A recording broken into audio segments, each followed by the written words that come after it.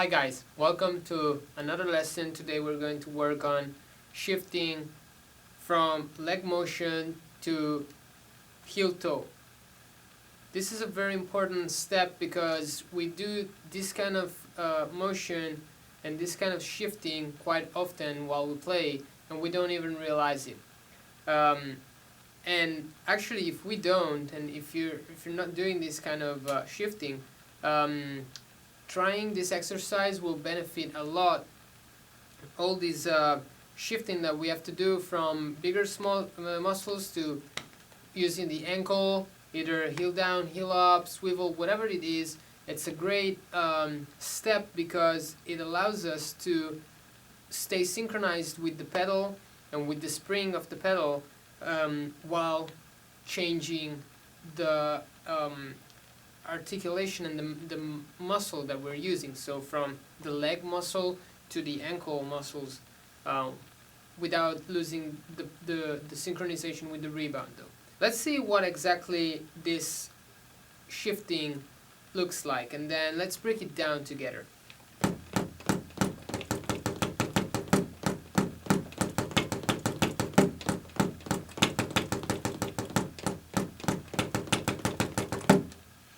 Okay, so as we can see, what happens here is that we go from a leg motion type of control to a heel toe, which means that we play the first stroke with the heel and the second one with the toe.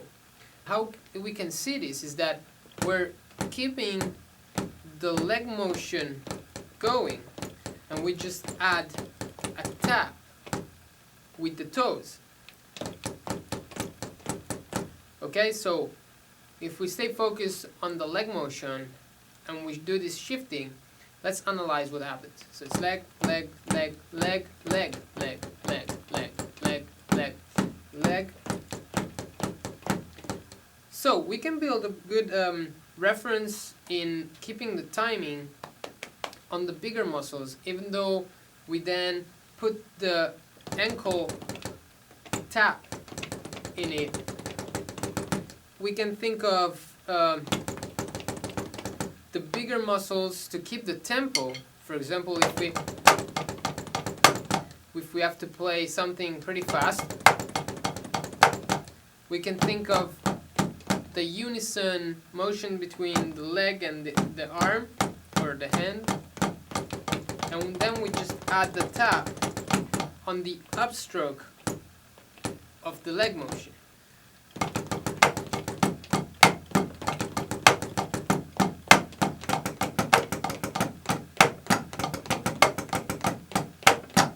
So it's always a leg motion, and then we just add a tap on the upstroke.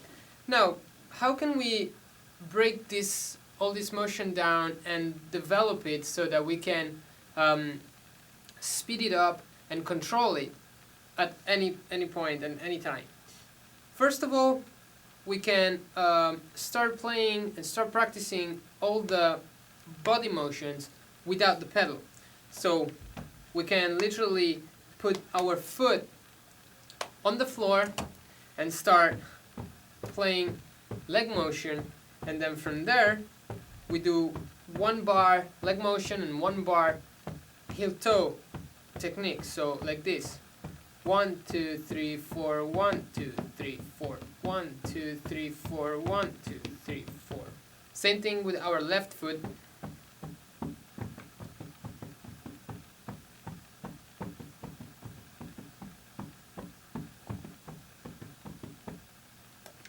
Okay, so we can start even slower so that we really work on the motions and on the dynamic range of the motions that we have to have, and to coordinate this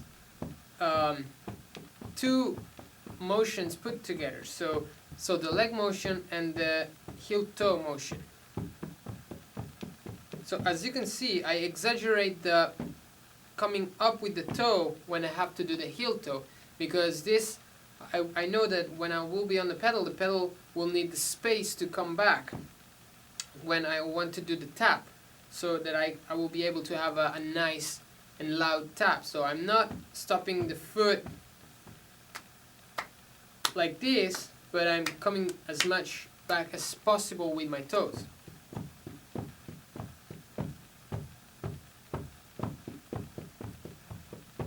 Okay, so in this way we can also work on the elasticity of the heel, of the ankle, which is very important, as we know. Then the second step is going to be getting rid of the springs of the pedals and repeat the motions without the springs. So we'll start one foot at a time, very slow, and then slowly increasing the tempo. When we will feel comfortable, we can start increasing the tempo so that we get as close as possible to the tempo that then the spring will require us to play at. So let's try.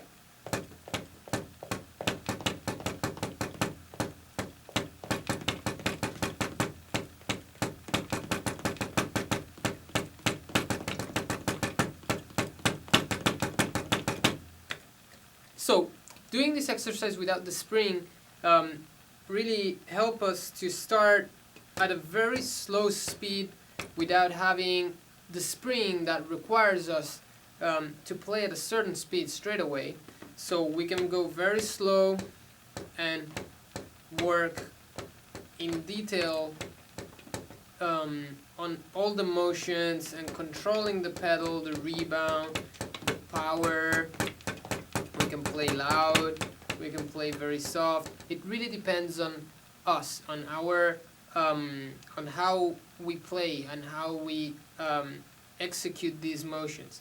So it allows you to play how you prefer, and then slowly, while you start feeling comfortable, you can play, start pressing a little bit more, playing a little bit faster, and so in this way you can really control your body and you don't have to deal with the pedal too much. Once we feel like we're comfortable with playing without the spring, we can get a decent speed and a decent control, which it might take a few days, and that's fine. We can then put the spring back on and start executing the same exercise with the spring on, and at that point we will have to start dealing with the spring a little bit more. So let's see how this works.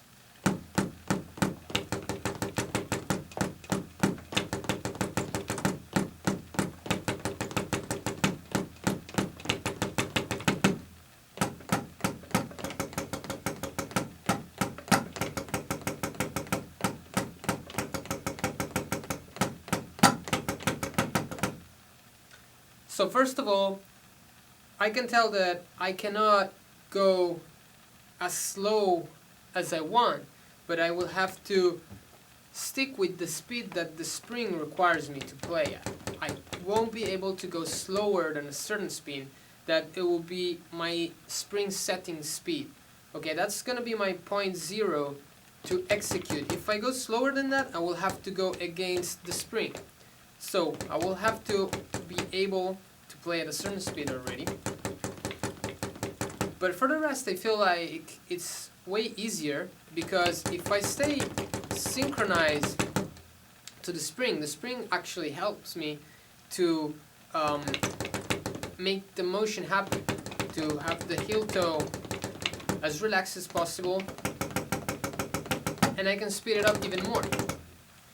Okay, great. So once we get to this point, we can start doing a workout to have a routine to practice. So we will start playing 1 bar leg motion, 1 bar heel toe, starting with the right foot, then doing the same with the left foot. Then we'll play 1 bar of leg motion, 2 bars of heel toe, same thing with the left, and then 1 bar of leg motion, 3 bars of heel toe, and 1 bar of leg motion, 4 bars of heel toe. And on top of that, I will put a groove, a simple basic groove. So I will keep the hi-hat with my right hand, and then the snare on 3, so that I start to apply and do a little bit of application of this shifting.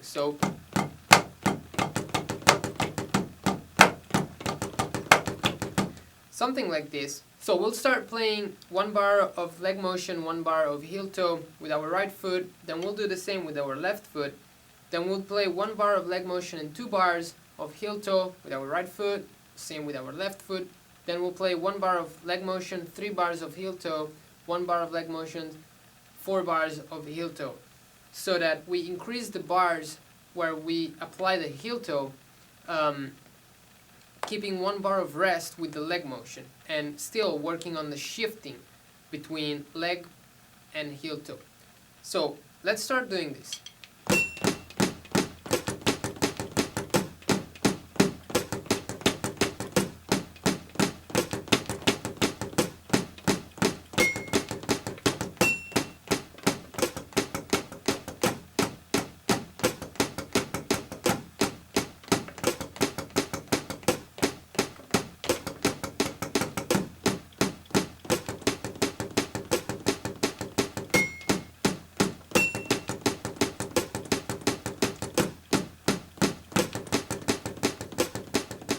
Then we'll do the same thing, but alternating our legs. So we're going to play 1 bar of leg motion and 1 bar of heel toe, then 1 bar of leg motion and 2 bars of heel toe, 1 bar of leg motion, 3 bars of heel toe, 1 bar of leg motion, 4 bars of heel toe. Let's do it.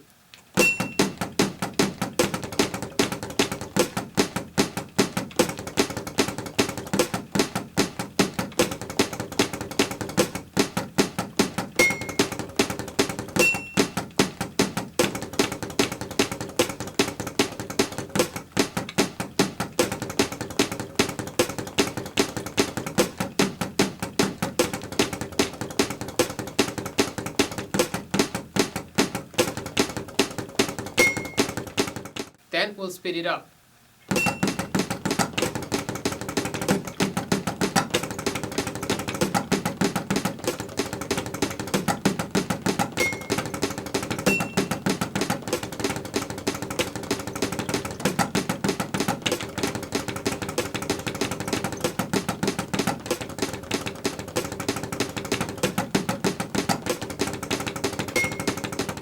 Okay, so once we get comfortable in doing this shifting, we can start putting on top of it hands patterns. For example, we can simulate playing a groove, so keeping the hi-hat and putting a backbeat on 3, 1, 2, 3, 4, 1, 2, 3, 4, or putting rudiment, whatever pattern you want to put to make it a little bit harder, so that we start to also apply this kind of shifting to having something on top of it, playing something on top of it with our hands. So let's try and do this.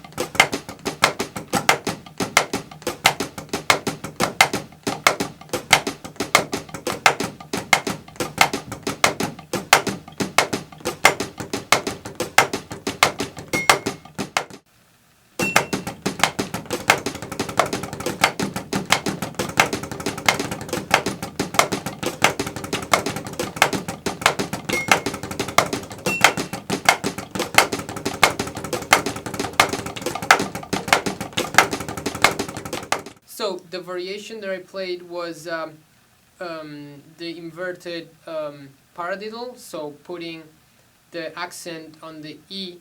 So 1 E and 2 E and 3 E and 4 E and so that I would make things a little bit more difficult, and I suggest you guys to do the same because it really changed the game, and it makes it more challenging, so that then when we apply this to our playing and what we have to do, we are already prepared and trained for things that are already pretty hard to do. So it makes things easier in the long run.